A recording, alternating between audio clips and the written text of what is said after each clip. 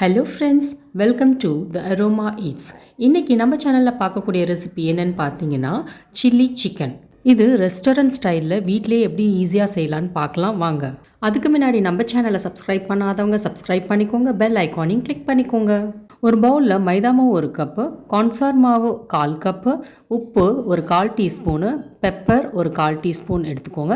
இதெல்லாம் சேர்த்து நல்லா கலந்து விட்டுக்கோங்க.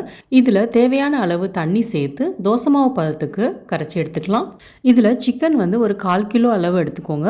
நான் போன்லெஸ் தான் எடுத்திருக்கேன். இப்போ நல்லா கலந்து விட்டுக்கலாம். சிக்கன் நல்லா கோட் ஆகணும். அதில் அரை மணி நேரம் இந்த சிக்கன் ஊறினதுக்கு அப்புறம் நல்லா கலந்து விட்டுக்கோங்க. இது எண்ணெயில் ஃப்ரை பண்ணி எடுக்கணும். இப்போ ஒரு பீஸாக எண்ணெயில் போட்டு ஃப்ரை பண்ணி எடுத்துக்கலாம். எண்ணெய் கொஞ்சம் சூடாகவே இருக்கட்டும்.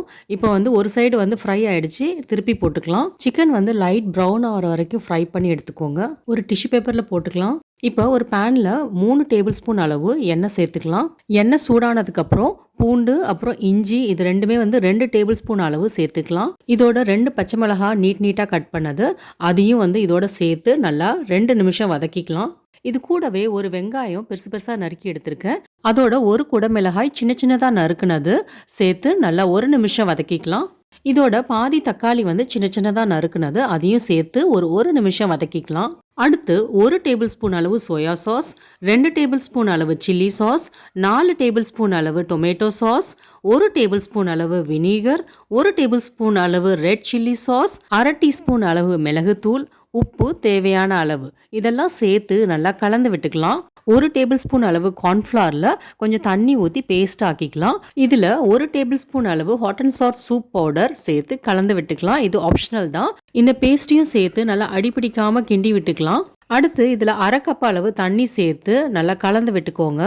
அடுத்து இதில் ஃப்ரை பண்ணி வச்சிருக்கிற சிக்கன் அதையும் சேர்த்து நல்லா கலந்து விட்டுக்கோங்க. இதை லோ ஃப்ளேம்லேயே வச்சு ஒரு 3 நிமிஷம் கிண்டி விட்டுட்டே இருங்க. இப்போ நம்மளோட சில்லி சிக்கன் ரெடி ஆயிடுச்சு. இதை ஒரு சர்விங் பிளேட்ல மாத்திடலாம்.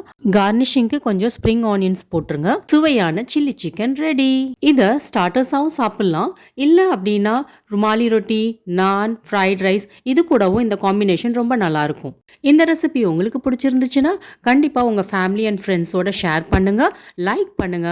நம்ம சேனலை இது வரைக்கும் சப்ஸ்கிரைப் பண்ணாதவங்க சப்ஸ்கிரைப் பண்ணிக்கோங்க, பெல் ஐக்கானையும் கிளிக் பண்ணிக்கோங்க. தேங்க்யூ.